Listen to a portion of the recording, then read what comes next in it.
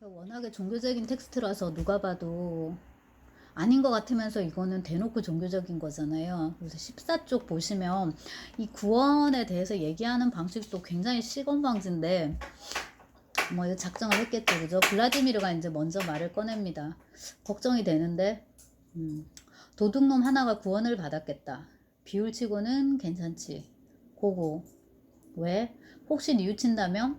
뭘 뉘우쳐? 그야 자세한 것까지 캐고 들어갈 건 없잖아. 이 세상거 태어난 건 말이야? 하고 이제 에스트라공이 이렇게 묻습니다. 그래서 이 누구야?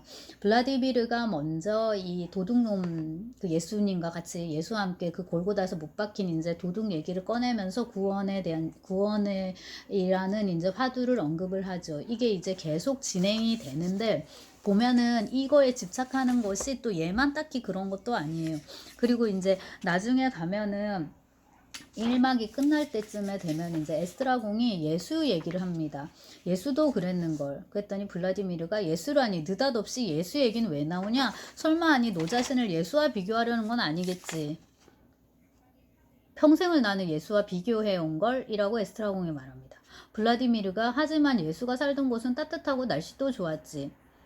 그랬더니 에스트라공이 그래 십자가에도 빨리 못 박혀 죽었다고 이제 이런 말을 또 합니다. 그래서 요게 이제 89쪽에 이제 이런 말이 나오고요. 비슷한 주제로 우리가 모아볼 수 있을 것 같아요. 또 이 막에서는 블라디미르가 인간은 저마다 작은 십자가를 지도다. 잠깐 사는 동안에 잠깐 동안에 그리고 그 뒤로도 잠깐 이런 식으로 이제 그 뭐 이거는 기독교 문학이니까요. 그 다음에 이제 아일랜드 작가라 그리고 집안 자체도 굉장히 종교적이었던 것 같고 이 베케트가 그렇다 보니까 당연히 이제 기독교에 대한 그런 생각이 많았을 것이고 억압도 물론 많이 느꼈을 거고요. 언제나 우리는 우리를 억압하는 거에 대해서 더 많이 생각하고 더 많이 쓰게 되기 때문에 이런 얘기들이 많이 나옵니다. 근데 요게 성경 얘기를 좀 언급을 하는데 어떤 분이 이제 저보다 먼저 공부한 거를 여기 이렇게 제가 요약을 이제 그거를 잠시 요약을 해드리면은 이 이제 사도들이 각각 다르게 말하고 있다. 한 명은 뭐 얘기를 안 하고 있단가 이렇게 이제 그 고도를 기다리며 해서 얘기를 하잖아요. 근데 4대 복음서를 말하거든요. 이때 사도가 이제 그 복음서를 쓴 4명의 사도를 말하는데요. 그 요한복음에는 별다른 언급이 없이 두 사람이 예수와 함께 그냥 못 박혔다 이렇게 썼대요. 이게 예수가 있고 옆에 2명이 도저히 같이 있었잖아요.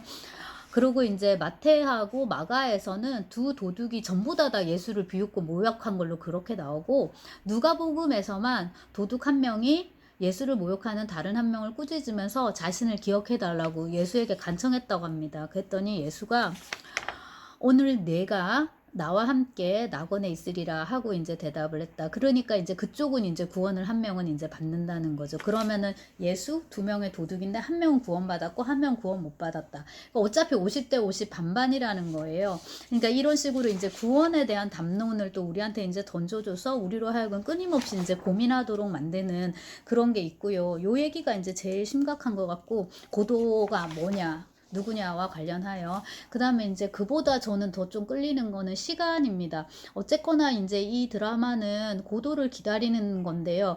이거에 대해서 우리가 많은 말장난을 해볼 수가 있을 것 같아요. 고도를 기다린다는 거는 일단 고도가 오지 않아야지 가능해요. 그러니까 우리가 살아있는 동안에는 죽음은 없는 거니까 이제 이런 표현을 쓰고 암 환자들이 아파가지고 죽겠다 죽겠다 하면서 그렇게 살아있다고. 근데 이제 죽음이 오는 순간에 삶은 없는 거니까 이제 톨스토이도 비슷한 말을 하는데 그래서 이제 우리가 죽음을 두려워할 필요가 없다고 이제 이렇게 얘기를 하는데 이 기다림이라는 거, 그 다음에 이제 이 기다림이라는 거는 결국 시간의 동의어인 거잖아요. 그래서 그렇게 이 고도를 기다리면서 고도는 이 시간과 맞물려 있는 우리의 실존이 아닐까라는 생각을 해보고요. 그 다음에 그 포조가 격하게 보인 분노.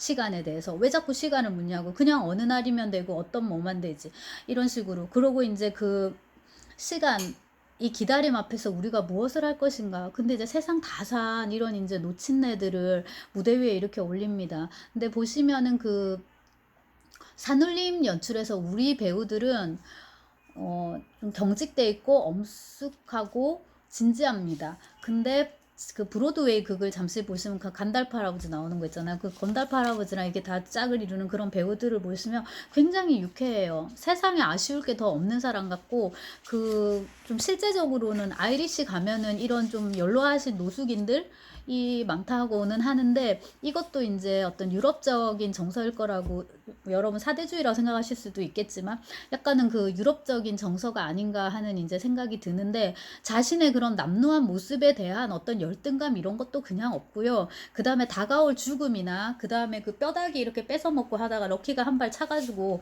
에스트라공인지 뭐 누군가 아 나 다리를 못 쓰겠어 또 말하잖아요. 근데 뭐 그런 거에 대한 울분이라든가 이런 것도 없고, 그냥 이제 기다리는 와중에 이 시간을 우리가 어쩌면 적절하게 때울 것인가, 오로지 그냥 그것만 생각합니다. 그래서 이들이 보여주는 유희를 그 무대에 올릴 때는 정말로 이게 유희라는 느낌이 들어야 되는데, 그 제가 링크해드린 동영상에서 모자 던지고 하는 놀이 있죠. 그게 2막에서 나오거든요. 그러니까 1막에서 순무랑 당근 놀이가 있었다면 이제 2막에서는 이 모자 던지기 놀이가 있는데, 제가 맨 처음에 강조했듯이 모두들도 다 중절모를 쓰고 있어요.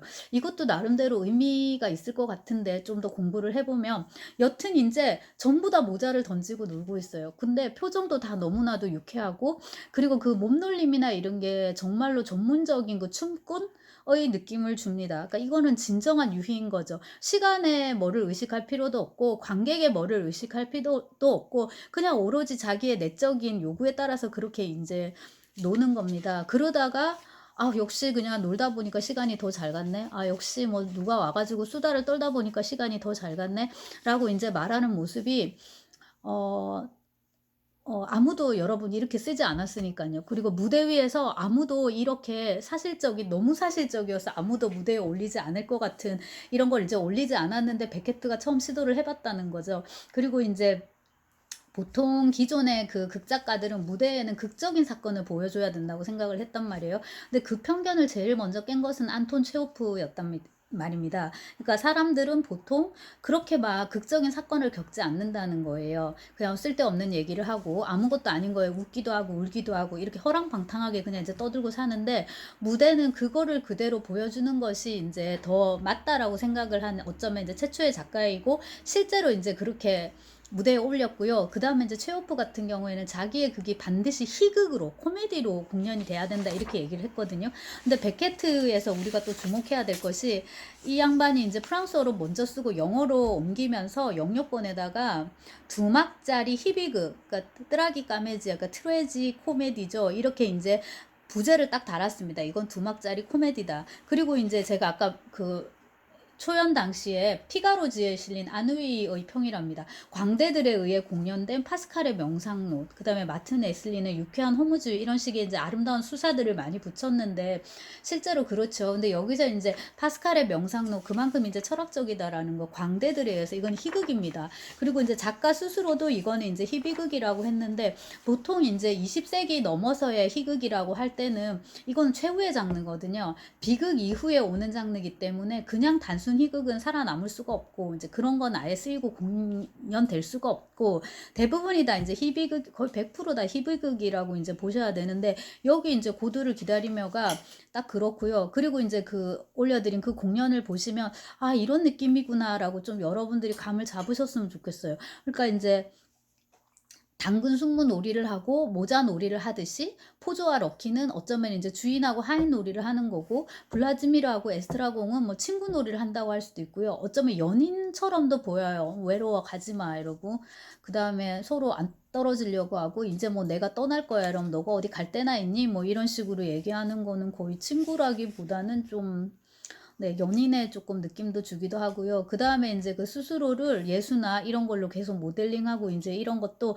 다 하나의 유희, 놀이, 이런 걸로 이제 볼 수도 있을 것 같습니다. 그래서 굉장히 무거운 주제인데, 이거를 이제 가볍게, 최대한 가볍게, 그러니까 의미를 계속 지어가서 무의미의 의미를 이제 구축하고자 하고, 조리, 인과관계 이런 것들을 점점점 풀어가지고 뭡니까 부조리의 조리를 이제 만드는 거죠.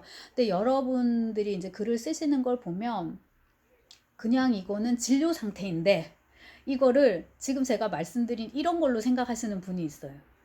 그러니까 이거는 무의미의 의미고 부조리의 이제 조리인데, 그거를 이제 독자가 제대로 못 읽어준다라는 거죠. 근데 이제 그거하고는 확실히 다른 것 같고, 이 고도에서도 맨 마지막도 되게 잘 썼잖아요.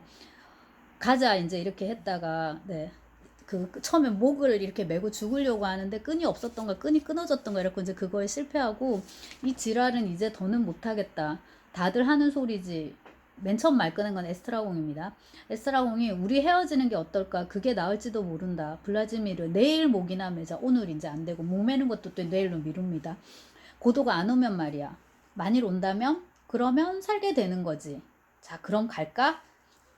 옷을 입고 가자. 그러나 둘은 뭡니까? 움직이지 않는다라고 이제 그 자리에 이렇게 서 있는 채로 끝이 나는데, 다들 이제 그 얘기를 합니다. 여기 인물 속에서, 여기 인물이 여기 블라지미르인지 누구야 에스트라공인지가 대사로 이제 표현을 하는데, 아무도 오지 않고 아무런 일도 일어나지 않고 이렇게 이제 시간도 정지해 있으니 정말 죽겠다고 그렇게 이제 얘기를 하는데, 모두가 이제 다 놀란, 네, 그런 이제 대사이고, 실제로 이제 이 소설이 아니라 이제 이 드라마는 확실한 건 그런 상황에선 시간이 길다는 거다. 그리고 그 시간 동안 우리는 온갖 짓거리를 다 해가며 시간을 메울 수밖에 없다는 거다 해서, 이제 이 시간과의 싸움, 이제 이게 문제인데, 연극이라는 것 자체가, 이 희곡 장르 자체가 이제 시간과의 싸움을 다른 장르지 않습니까? 그러니까 이제 이거를 어떻게 채우느냐가 이제 관건인 거죠. 근데 요거를 그 기존의 방식과는 이제 전혀 다른 식으로 이제 이렇게 쓰는데, 가까이에 있었던 실존주의 극과 비교를 해가지고 이제 한 불문학자가 쓰기를, 실존주의 극에서는 내용은 부조리예요. 근데 형식은 조리가 있습니다. 그래서 우리가 사르트르나 까뮈의 극을 읽을 때는 이거보단 덜 황당하거든요. 근데 이제 베케트는 거기서 한 발짝 더 나아가서 내용도 이제 부조리하게끔 이제 이렇게 썼고, 두 막밖에 안 써줘가지고, 혹은 두 막밖에 쓰지 못한 이유를 여러분도 지금 읽으면은 아실 것 같은데, 아무 일도 일어나지 않고 아무도 오지 않고 아무도 가지 않는 이제 이런 불모의 세계, 이런 이제 끔찍한 세계, 그것이 악몽임을 뻔히 알면서도 그 속에서 빠져나올 수 없는 것과 유사한 체험이랄까, 이 우리가 고도를 본다는 게요. 그때 너무도 비현실적인 혹은 초현실적인 영상으로 왜곡되어 나타나는 꿈이 어느 순간 현실의 허울을 벗기고 우리 정신의 가장 깊은 핵심을 곧바로 찔러 오듯이, 그의 작품들은 그렇게 우리 삶에 대한 지극한 은유체로 작동한다.